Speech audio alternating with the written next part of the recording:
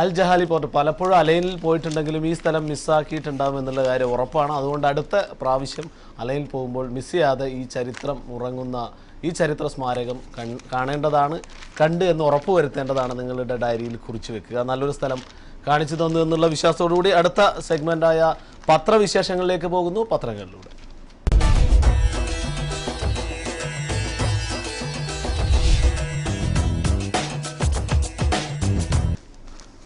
പത്രങ്ങളിൽ മനോരമയിൽ നിന്ന് തന്നെ തുടങ്ങാം. സൗദിയിൽ ഷിയ പള്ളിക്കടുത്ത് വീണ്ടും സ്ഫോടനം, 4 മരണം എന്നുള്ള വാർത്തയുമായിട്ടാണ് മനോരമയുടെ ഫ്രണ്ട് പേജിലുള്ള പ്രധാന വാർത്ത. സ്ഫോടനം ദമാമിലെ പള്ളിയിൽ ഉച്ചപ്രാർത്ഥനയ്ക്ക് തൊട്ടു പിന്നാലെ ഉത്തരവാദിത്തമേറ്റ് വീണ്ടും ഇസ്ലാമിക് സ്റ്റേറ്റ്. ഷിയ പള്ളി ലക്ഷ്യമിട്ടുള്ള ആക്രമണം ഒരാഴ്ചക്കിടെ 2ാം തവണ എന്നുള്ള വാർത്തയുണ്ട്. ബ്ലാറ്റർ തന്നെ ഫിഫ പ്രസിഡന്റ് എന്ന വാർത്ത.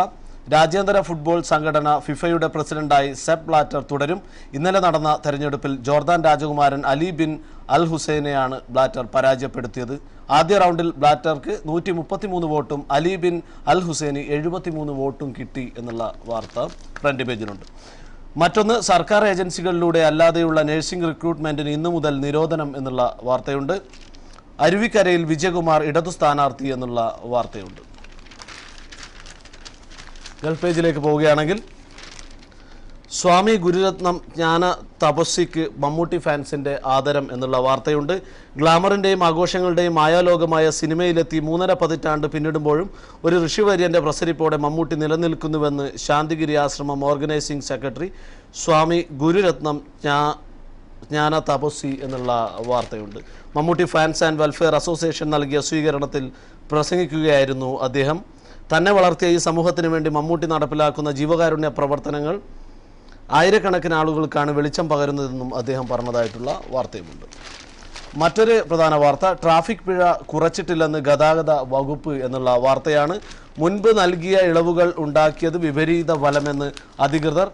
തവണ വ്യവസ്ഥയിൽ പിഴ അടച്ചു തീർക്കാനുള്ള അവസരം ലഭ്യം എന്നുള്ള വാർത്തയുണ്ട്. ദുബായ് എമിറേറ്റിൽ ട്രാഫിക് പിഴ കുറച്ചെന്ന വാർത്ത തെറ്റെന്ന് ഗതാഗത വകുപ്പ് അധികൃതർ. ഇതു സംബന്ധിച്ചുള്ള സാമൂഹിക മാധ്യമങ്ങളിൽ പ്രചരിക്കുന്ന കാര്യങ്ങൾ അടിസ്ഥാനരഹിതമാണെന്നും ഗതാഗത വകുപ്പ് തലവൻ കേണൽ സൈഫ് മുഹയ്യർ അൽ മസ്റൂയി അറിയിച്ചു എന്നുള്ള വാർത്തയുണ്ട്. ഗതാഗത നിയമലംഘനങ്ങൾക്ക് ലഭിച്ച പിഴ കുറയ്ക്കാൻ ഇപ്പോൾ ഉദ്ദേശമില്ല. മുൻകാലത്ത് നൽകിയ പിഴ ഇളവ് വിപരീത ഫലമാണ് ഉണ്ടാക്കിയതെന്നും കേണൽ സൈഫ് പറഞ്ഞു. വാഹനാപകടങ്ങൾ വർദ്ധിക്കുകയും അതുമൂലമുള്ള മരണസംഖ്യകൾ ഉയരുകയുമാണ് ചെയ്തത്.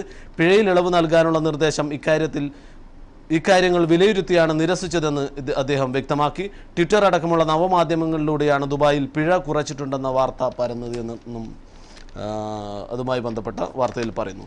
എമിറേറ്റ്സിൽ നാളെ പുകയില വിൽപ്പന നിർത്തിവെക്കും എന്നുള്ള വാർത്തയുണ്ട്. എമിറേറ്റ്സിൽ ഞായറാഴ്ച പുകയില ഉൽപ്പന്നങ്ങൾ വിൽക്കില്ലെന്ന് നഗരസഭ.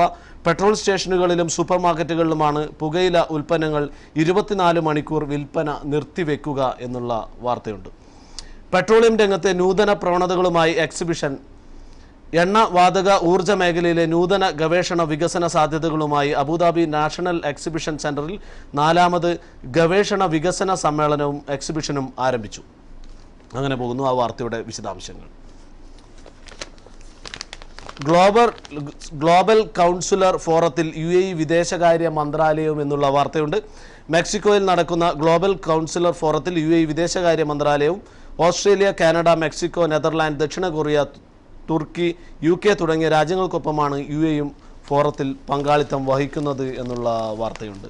മറ്റൊന്ന് ഒരു ദുഃഖകരമായിട്ടുള്ള വാർത്തയാണ്. മലയാളി അധ്യാപിക നിര്യാതയായി എന്നുള്ള വാർത്ത.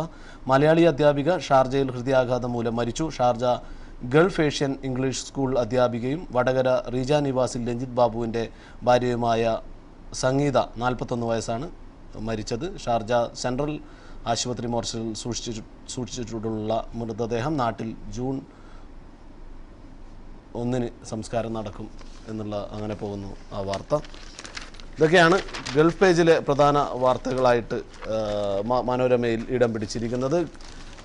സ്പോർട്സ് പേജിൽ 5ാം തവണയും ബ്ലാറ്റർ ഫിഫ പ്രസിഡന്റ് എന്നുള്ള വാർത്ത തന്നെയാണ് നിറഞ്ഞു നിൽക്കുന്നത്. രാജ്യാന്തര ഫുട്ബോൾ സംഘടനയായ ഫിഫയുടെ തലപ്പത്ത് ജോസഫ് സെപ്പ് ബ്ലാറ്റർ എന്ന 73-കാരൻ എന്നുള്ള വാർത്ത തന്നെയാണ് സ്പോർട്സ് പേജിലെ പ്രധാന വാർത്തയായിട്ട് നിറഞ്ഞു നിൽക്കുന്നത്. ഇതൊക്കെയാണ് മനോരമയുടെ ഫ്രണ്ട് പേജിലെയും സ്പോർട്സ് പേജിലെയും ഗൾഫ് പേജിലെയും ഒക്കെ പ്രധാന വാർത്തകൾ. ഇനി സിറാജിലേക്ക് പോവുകയാണെങ്കിൽ UDF സ്ഥാനാർത്ഥി ഇന്ന് സുലേഖയ്ക്ക് മേൽ സമ്മർദ്ദം എന്നുള്ളതാണ് ഫ്രണ്ട് പേജിലെ വാർത്തയായി വന്നിരിക്കുന്നത്.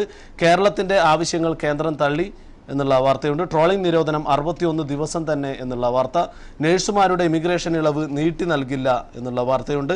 സൗദിയിൽ ഷിയ പള്ളിക്ക് സമീപം ചാവേർ ആക്രമണം എന്നുള്ള വാർത്തയുണ്ട്. കേന്ദ്ര സർക്കാരിന് താൽക്കാലിക ആശ്വാസം എന്നുള്ള വാർത്തയുണ്ട്. അതിൻ്റെ വിശദാംശങ്ങൾ. ഡൽഹി അധികാര തർക്കത്തിൽ കേന്ദ്ര സർക്കാരിന് ഇടക്കാല ആശ്വാസം. ഉദ്യോഗസ്ഥ നിയമനം ഉൾപ്പെടെയുള്ള വിഷയങ്ങളിൽ ലഫ്റ്റനന്റ് ഗവർണർക്ക് പൂർണ്ണ അധികാരം നൽകിക്കൊണ്ട് കേന്ദ്ര ആഭ്യന്തര മന്ത്രാലയം പുറത്തിറക്കിയ വിജ്ഞാപനം റദ്ദാക്കണമെന്ന് ആവശ്യപ്പെട്ട് ഡൽഹി സർക്കാർ നൽകിയ ഹർജി ഹൈക്കോടതി തള്ളി. എന്നാൽ ഡൽഹി സർക്കാരിൻ്റെ നിർദ്ദേശങ്ങൾ ലഫ്റ്റനന്റ് ഗവർണർ പരിഗണിക്കണമെന്നും കോടതി വ്യക്തമാക്കി എന്നുള്ള വാർത്തയും സിറാജിൻ്റെ ഫ്രണ്ട് പേജിൽ ഇടം പിടിച്ചിരിക്കുന്നു. ഗൾഫ് പേജിലേക്ക് പോവുകയാണെങ്കിൽ പ്രധാന വാർത്തകളായി വന്നിരിക്കുന്നത് മുഷ്രിഖ് പാർക്കിൽ വൻ തീപിടുത്തം എന്നുള്ള വാർത്തയാണ്. ദുബായ് മുഷ്രിഖ് പാർക്കിൽ തീപിടുത്തം. ഇന്നലെ ഉച്ചയ്ക്ക് 1:13 തീപിടുത്തമുണ്ടായത്. തീ അണക്കാൻ 2 മണിക്കൂർ വേണ്ടി വന്നുവെന്ന് ദുബായ് സിവിൽ ഡിഫൻസ് അധികൃതർ അറിയിച്ചു. ഇന്നലെ വെള്ളിയാഴ്ചയായതിനാൽ ധാരാളം ആളുകൾ ഉദ്യാനത്തിൽ എത്തിയിരുന്നു. പരിഭ്രാന്തരായ ആളുകൾ ഉദ്യാനത്തിന് പുറത്ത് നിൽക്കേണ്ടി വന്നു. ആളുകളെയൊക്കെ ഒഴിപ്പിച്ചതിന് ശേഷമാണ് അഗ്നിശമന സേന തീ നിയന്ത്രണ വിധേയമാക്കിയത് എന്നുള്ള വാർത്തയുണ്ട്. മറ്റ് ദുഃഖകരമായിട്ടുള്ള ഒരു വാർത്ത ജുമേരയിൽ ഒഴുക്കിൽപ്പെട്ട് മലയാളി യുവാവ് മരിച്ചു എന്നുള്ള വാർത്തയാണ്. ജുമേരയിൽ ഒഴുക്കിൽപ്പെട്ട് മലയാളി യുവാവ് മരിച്ചു. തൃശൂർ ചെമ്മന്നൂർ സ്വദേശിയും ദുബായിൽ സിവിൽ എഞ്ചിനീയറുമായ റെനീഷ് കോടത്തിൽ 26 വയസ്സായിരുന്നു മരിച്ചത്. അബുദാബിയിലാണ് ജോലി നോക്കിയിരുന്നത്. ഈയിടെയാണ് ദുബായിലേക്ക് മാറിയത്. അൽക്കൂസിലായിരുന്നു താമസം. വെള്ളിയാഴ്ച രാവിലെ കൂട്ടുകാരുമൊത്ത് കടലിൽ കുളിക്കാൻ പോയപ്പോൾ ഒഴുക്കിൽപ്പെട്ടതാണെന്ന് ബന്ധുക്കൾ അറിയിച്ചു. ഏറെ നേരത്തെ തിരച്ചിലിന് ശേഷമാണ് കണ്ടെത്തിയത്. റാഷിദ് ആശുപത്രിയിലേക്ക് കൊണ്ടുപോയെങ്കിലും രക്ഷപ്പെട്ടില്ല. പിതാവ് ഖാലിദ്, സഹോദരൻ റിയാസ് മല്ല സമുദ മഹീന്ദ്ര എഞ്ചിനീയറിംഗ് കോളേജിൽ നിന്ന് 2011 ബിരുദം നേടിയ റെനീഷ് 2 വർഷം മുമ്പാണ് അബുദാബിയിലെത്തിയത്. മെയ് 10 ജന്മദിനം. അവിവാഹിതനാണ്. മയ്യത്ത് നാട്ടിലേക്ക് കൊണ്ടുപോകുമെന്ന് ബന്ധുക്കൾ അറിയിച്ചു എന്നുള്ള ദുഃഖകരമായ വാർത്തയുണ്ട്. മറ്റൊന്ന്, വേനലവധിക്ക് നാട്ടിൽ നിന്ന് എത്തിയവർ മടക്കയാത്രയിൽ എന്നുള്ള ഒരു വാർത്ത. വേനലവധിക്കാല കുടുംബങ്ങളോടൊപ്പം ചെലവഴിക്കാൻ എത്തിയ മലയാളികൾ അടക്കമുള്ളവർ നാട്ടിലേക്ക് മടക്കയാത്ര തുടങ്ങി. ഇതേ തുടർന്ന് ഇന്ത്യയിലേക്കുള്ള വിമാനങ്ങളിൽ യാത്രക്കാരുടെ വൻ തിരക്കാണ് അനുഭവപ്പെടുന്നത്.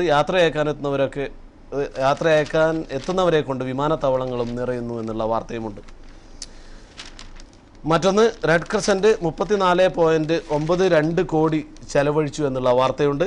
റെഡ് ക്രസൻറ്റ് അതോറിറ്റി ഈ വർഷം ആദ്യത്തെ 4 മാസത്തിനകം 34.92 കോടി ദർഹം ചെലവഴിച്ചതായി deputy secretary general Fahad Abdul Rahman bin Sultan വാർത്താസമ്മേളനത്തിൽ അറിയിച്ചു. വിദേശ രാജ്യങ്ങളിലാണ് 30.07 കോടി ദർഹവും ചെലവഴിച്ചത്. UAE-യിൽ 8000 കുടുംബങ്ങളിലെ 40,000 അംഗങ്ങൾക്ക് സഹായ വിതരണം പ്രയോജനപ്പെട്ടു. UAE-യിലും വിവിധ രാജ്യങ്ങളിലുമായി ഏപ്രിൽ 30 94,000 അനാഥ കുട്ടികളുടെ ജീവകാരുണ്യ പ്രവർത്തനം റെഡ് ക്രസൻറ്റ് ഏറ്റെടുത്തതായിട്ടുള്ള വാർത്തയും സിറാജിൻ്റെ ഗൾഫ് പേജിൽ ഇടം പിടിച്ചിരിക്കുന്നു. സ്കൂൾ ഫീസ് വർദ്ധിപ്പിക്കാൻ അനുമതി എന്നുള്ള വാർത്തയുണ്ട്. ഷാർജയിലെ 48 സ്കൂളുകളിൽ ഇക്കൊല്ലം ഫീസ് വർദ്ധിപ്പിക്കാൻ അനുമതി നൽകി. 3 മുതൽ 10% വരെയാണ് ഈ അധ്യയന വർഷത്തിൽ ഫീസ് വർദ്ധിക്കുക. വിദ്യാഭ്യാസ വകുപ്പിൽ നിന്നും അനുമതി ലഭിച്ചതോടെ സ്കൂൾ ഫീസ് ഉയർത്താൻ സ്കൂളുകൾ നടപടി തുടങ്ങി. ഫീസ് കൂട്ടാൻ അനുമതി ലഭിച്ച 40 സ്കൂളുകൾ UAE, അമേരിക്ക, ബ്രിട്ടീഷ് പാഠ്യപദ്ധതി പിന്തുടരുന്നവയാണ്. 8 സ്കൂളുകൾ ഇന്ത്യ പാകിസ്ഥാൻ സ്കൂളുകളാണെന്നും അധികൃതർ അറിയിച്ചതായിട്ടുള്ള വാർത്തയുണ്ട്.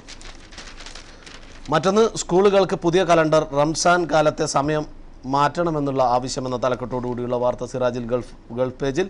UAE-യിൽ സ്കൂളുകൾക്കായി പുതിയ calendar Dubai knowledge and human development authority ഈ വർഷം മുതൽ നടപ്പിലാക്കും. 2016-2018 അധ്യയന വർഷങ്ങളിലേക്കുള്ള കലണ്ടറാണ് മന്ത്രിസഭ അംഗീകരിച്ചത്. അതേസമയം റംസാൻ കാലത്തെ സമയക്രമത്തിൽ മാറ്റം വരുത്തണമെന്ന് പല രക്ഷിതാക്കളും ആവശ്യപ്പെട്ടു. രാവിലെ 8:30 മുതൽ ഉച്ച 1:30 വരെയാണ് ഞായർ മുതൽ സ്കൂൾ പ്രവർത്തിക്കേണ്ടത്. വിദ്യാലയങ്ങൾക്ക് സമീപം ഈ സമയങ്ങളിൽ വൻ ട്രാഫിക് അനുഭവപ്പെടുന്നത് കണക്കിലെടുത്ത് റംസാൻ കാലത്തെങ്കിലും ഇതിൽ മാറ്റം വരുത്തണമെന്ന് രക്ഷിതാക്കൾ ആവശ്യപ്പെട്ടിട്ടുണ്ട് എന്നുള്ള വാർത്തയും ഗൾഫ് പേജിൽ പ്രധാന വാർത്തയായിട്ടുള്ള ഇടം പിടിച്ചിരിക്കുന്നു. മറ്റൊന്ന്, അൽക്കൂസിൽ പുതിയ മസ്ജിദ് തുറന്നു എന്നുള്ള വാർത്തയുണ്ട്. അൽക്കൂസ് റെസിഡൻഷ്യൽ ഏരിയ 4-ൽ പുതിയ മസ്ജിദ് പ്രാർത്ഥനയ്ക്കായി തുറന്നു. Sheikh Zayed bin Khalifa bin Zayed Al മക്തുമിൻ്റെ പേരിലായിരിക്കും പള്ളി അറിയപ്പെടുകയെന്ന് Dubai Islamic affairs and charitable activities department അറിയിച്ചതായിട്ടുള്ള വാർത്തയുണ്ട്. ഇതൊക്കെയാണ് പ്രധാനപ്പെട്ട വാർത്തകളായി സിറാജിൻ്റെ ഗൾഫ് പേജിൽ ഇടം പിടിച്ചിരിക്കുന്നത്. സ്പോർട്സ് പേജിലേക്ക് പോവുകയാണെങ്കിൽ അഞ്ചടിച്ച് ബ്ലാറ്റർ എന്നുള്ള വാർത്ത തന്നെയാണ് ഇതുമായി ബന്ധപ്പെട്ട് പ്രധാനമായി സ്പോർട്സ് പേജിലുള്ള എതിരാളികളെ മലർത്തിയടിച്ച് സെപ്പ് ബ്ലാറ്റർ ഫിഫ പ്രസിഡന്റ് സ്ഥാനത്തേക്ക് തുടരെ 5ാം തവണയും തെരഞ്ഞെടുക്കപ്പെട്ടു എന്നുള്ള വാർത്തയും സിറാജിൻ്റെ സ്പോർട്സ് പേജിൽ ഇടം പിടിച്ചിരിക്കുന്നു. ഈ ചന്ദ്രികയും കൂടി നോക്കി നമുക്ക് വൈൻഡപ്പ് ചെയ്യേണ്ട സമയമായി വരുന്നു. മോദിയെ വിമർശിച്ച വിദ്യാർത്ഥി സംഘടനയ്ക്ക് നിരോധനം എന്നുള്ള വാർത്തയുണ്ട്. സൗദിയിൽ വീണ്ടും ചാവേർ സ്ഫോടനം 4 മരണം എന്നുള്ള വാർത്തയുണ്ട്. സെപ്പ് ബ്ലാറ്റർ വീണ്ടും ഫിഫ പ്രസിഡന്റ് എന്ന വാർത്തയും ഫ്രണ്ട് പേജിൽ ചന്ദ്രികയിൽ ഇടം പിടിച്ചിരിക്കുന്നു. ഗൾഫ് പേജിലേക്ക് പോവുകയാണെങ്കിൽ ഷാർജയിൽ 48 സ്വകാര്യ സ്കൂളുകൾക്ക് ഫീസ് വർദ്ധിപ്പിക്കാൻ അനുമതി എന്നുള്ള വാർത്തയുണ്ട്. അടുത്ത വിദ്യാഭ്യാസ വർഷം മുതൽ ഫീസ് വർദ്ധിപ്പിക്കാൻ 48 സ്കൂളുകൾക്ക് ഷാർജ എഡ്യൂക്കേഷൻ സോൺ അനുമതി നൽകി. വിദ്യാഭ്യാസ നിലവാരത്തിൻ്റെ അടിസ്ഥാനത്തിൽ 3 മുതൽ 10% വരെയാണ് വർധന എന്നുള്ള വാർത്തയുണ്ട്. ജുമേറ ബീച്ചിൽ മലയാളി യുവാവ് മരിച്ചു എന്നുള്ള ദുഃഖകരമായിട്ടുള്ള വാർത്ത നേരത്തെ വായിച്ച വാർത്ത തന്നെ. ആനുകൂല്യം കുറ്റകൃത്യങ്ങളിൽ പെടാത്തവർക്ക് ഡ്രൈവർമാർക്ക് പിഴ തവണകളായി അടയ്ക്കാം എന്നുള്ള വാർത്ത. ട്രാഫിക് പിഴകൾ തവണകളായി അടയ്ക്കാൻ ദുബായിൽ അവസരം. സാമ്പത്തിക ക്രിമിനൽ പശ്ചാത്തലമില്ലാത്തവർക്കാണ് ആനുകൂല്യം. ആദ്യ ഗഡുവായി ചുരുങ്ങിയത് 5000 ദർഹം അടക്കണമെന്ന് ദുബായ് പോലീസ് മേധാവിയെ ഉദ്ധരിച്ചുള്ള റിപ്പോർട്ടിൽ പറയുന്നു. ദുബായിൽ തങ്ങളുടെ കാർ രജിസ്റ്റർ ചെയ്ത പ്രവാസികൾക്കാണ് ആനുകൂല്യം ലഭിക്കുക എന്നുള്ള വാർത്തയും ഇതുമായി ബന്ധപ്പെട്ട് നൽകിയിരിക്കുന്നു.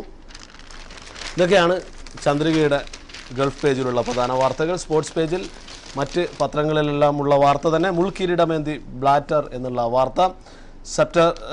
സെപ്പ് ബ്ലാറ്റർ വീണ്ടും അമരത്ത് വന്നപ്പോൾ ശക്തമായി എതിർത്തത് യൂറോപ്പ് മാത്രം. അങ്ങനെ പോകുന്നു ആ വാർത്തയുടെ വിശദാംശങ്ങൾ. അപ്പോൾ ഇതൊക്കെയാണ് സിറാജ്, ചന്ദ്രിക, മലയാള മനോരമ എന്നീ പത്രങ്ങളുടെ വിശേഷങ്ങൾ. പത്രവാർത്തകൾ എത്തിച്ചു. മറ്റൊരു പ്രധാനപ്പെട്ട കാര്യം എപ്പോഴും പറയാറുള്ളത് പോലെ തന്നെ അരങ്ങേറ്റം എന്ന നമ്മളുടെ മലയാള ടെലിവിഷൻ ചരിത്രത്തിൽ തന്നെ ആദ്യമായി ഉള്ള ഒരു ഏറ്റവും വലിയ ഒരു ഈവൻറ്റ് എന്ന കൺസെപ്റ്റുമായിട്ട് നമ്മൾ ലോഞ്ച് ചെയ്യാൻ പോകുന്ന അരങ്ങേറ്റത്തെക്കുറിച്ചാണ്. നിങ്ങളുടെ കുരുന്നുകളുടെ കലാപ്രതിഭകൾ ലോകത്തോട് മുഴുവൻ വിളിച്ചറിയിക്കാനുള്ള ഏറ്റവും മികച്ച അവസരമാണ് NTV അരങ്ങേറ്റം എന്ന സെഗ്മെൻറ്റിലൂടെ തരുന്നത്. മുംബൈയെ പോലെയുള്ള ചക്രവർത്തിമാർ, സംഗീത ചക്രവർത്തിമാർ അരങ്ങ് തകർത്ത ഈ വേദിയിൽ തന്നെ ആവട്ടെ നിങ്ങളുടെ കുട്ടികളുടെ അരങ്ങേറ്റവും. അതിനെക്കുറിച്ച് കൂടുതൽ വിശദാംശങ്ങൾ അറിയാൻ താഴെ കാണുന്ന നമ്പറിൽ വിളിച്ചാൽ മതി. നമുക്ക് വൈൻഡപ്പ് ചെയ്യേണ്ട സമയമായതുകൊണ്ട് നിർത്തുന്നു. ഏറ്റവും മികച്ച സിനിമകളും സൂപ്പർ ഹിറ്റ് ചിത്രങ്ങളും ജനപ്രിയ ഷോകളുമായ മിഴിയോരം, ലോ പോയിൻ്റ് അങ്ങനെ മികച്ച പരിപാടികളുമായി ഇന്നത്തെ ശനിയാഴ്ച സജീവമാക്കാൻ NTV തയ്യാറായി കഴിഞ്ഞു. 10 മണിക്ക് സൂപ്പർ ഹിറ്റ് ചിത്രം മാണിക്യ കല്ലുണ്ടാകും. അത് കഴിയുമ്പോൾ ജനപ്രിയ ഷോ ആയ മിഴിയോരം, നിയമപരമായ സംശയങ്ങൾക്കുള്ള മറുപടിയുമായി അഡ്വക്കേറ്റ് ബിനു ശശി ഉച്ചയ്ക്ക് 3:30 അങ്ങനെ ശനിയാഴ്ചകൾ സജീവമാക്കാൻ ഞങ്ങൾ തയ്യാറായി കഴിഞ്ഞു. എല്ലാ പരിപാടികളും മിസ് ചെയ്യാതെ കാണുക, അഭിപ്രായങ്ങൾ അറിയിക്കുക. എപ്പോഴും പറയാറുള്ളത് പോലെ ഇന്നും നാളെയും വരും ദിവസങ്ങളുമെല്ലാം സന്തോഷത്തിൻ്റെയും ആഹ്ലാദത്തിൻ്റെയും മാത്രമായി തീരട്ടെ. എല്ലാ പ്രേക്ഷകർക്കും നല്ലൊരു ദിവസം നേരുന്നു. നമസ്കാരം.